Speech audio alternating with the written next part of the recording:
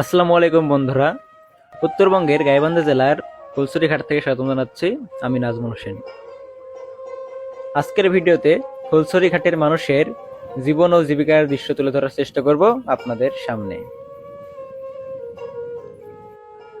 নদী ভাঙনের শিকার হয়ে ফুলছড়ি অঞ্চল বেশিরভাগই নদীর গর্ভে বিলীন হয়ে গেছে। নদী কেন্দ্রিক এই অঞ্চলের মানুষের জীবন ও জীবিকা সাথে সম্পর্কিত রয়েছে এই বাহনটি, ঘোড়ার গাড়ি।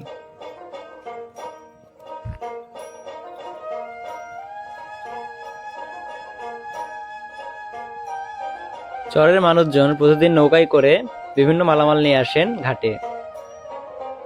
পরবর্তীতে এই ঘোড়ার গাড়িগুলো করেই সেই মালামাল ফুলছড়ি হাটে নেওয়া হয়। এই ঘোড়ার গাড়ি চালিয়েই এখানে প্রতিদিন বহু মানুষের জীবিকা নির্বাহ হয়। ফুলছড়ি নদীর ঘাটে এসে দেখতে পেলাম এখানে হাটের মতো বসেছে। হাট বলতে যারা চরাঞ্চলে থাকেন এই পাশ থেকে তাদের গবাদি পশুগুলোর জন্য খড় এগুলো নিয়ে যান।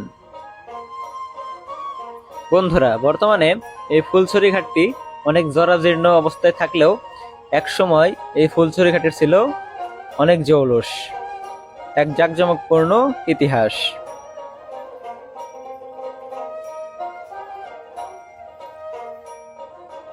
ইংরেজ শাসনামলে 1914 সালের ওইদিকে ব্রহ্মপুত্র নদীর তীরে অবস্থিত হয় এই ফুলছড়ি ঘাট। সেই সময় ফুলছড়ি ঘাটে ভিড়ত বড় বড় জাহাজ, লঞ্চ, স্টিমার। ইংরেজ লর্ডরা গাইবান্ধার নাম না জানলেও তারা চিনত ফুলছড়ি ঘাটকে।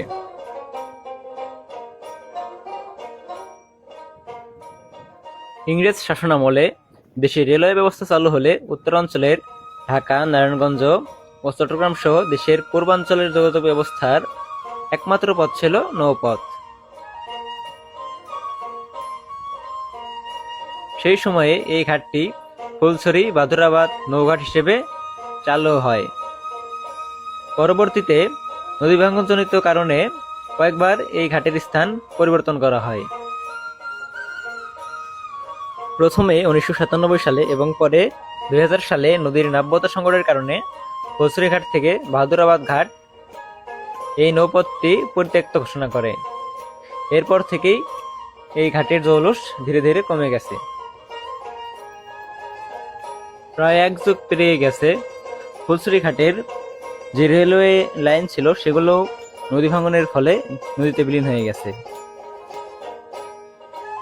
বন্ধুরা, বর্তমানে এই ফুলছড়ি ঘাটে এখন স্থানীয়দের এবং চরাঞ্চলের মানুষের বিচরণ রয়েছে বেশি।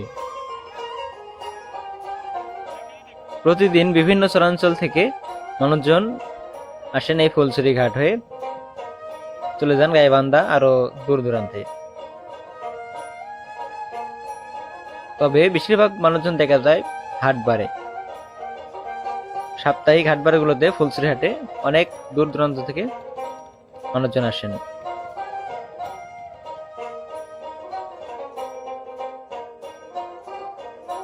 এই ফুলছড়ি ঘাটকে পর্যটকদের কাছে আকর্ষণীয় করার জন্য এখানে সুন্দর কিছু ব্যবস্থা রয়েছে। এই ঘাটের বাঁধে সুন্দর একটি রেস্টুরেন্টের মতো দেওয়া হয়েছে। এখানে যারা দূর দূরান্ত থেকে ঘুরতে আসেন তারা এখানে এসে খাওয়া দাওয়া করতে পারেন। এই সুন্দর জায়গায় এসে ছবি তুলতে পারেন, এরকম ব্যবস্থাও রয়েছে। এই নদী কেন্দ্রিক অঞ্চলগুলো প্রতিবারের মতোই আমার পছন্দের একটা জায়গা, তাই মাঝে মাঝে এই জায়গাগুলোতেই ছুটে আসার চেষ্টা করি। তো বন্ধুরা, আজকের মতো এখান থেকে বিদায় নিচ্ছি। দেখা হচ্ছে নতুন কোনো ভিডিওতে। সে পর্যন্ত সবাই ভালো থাকবেন, সুস্থ থাকবেন। আল্লাহ হাফেজ।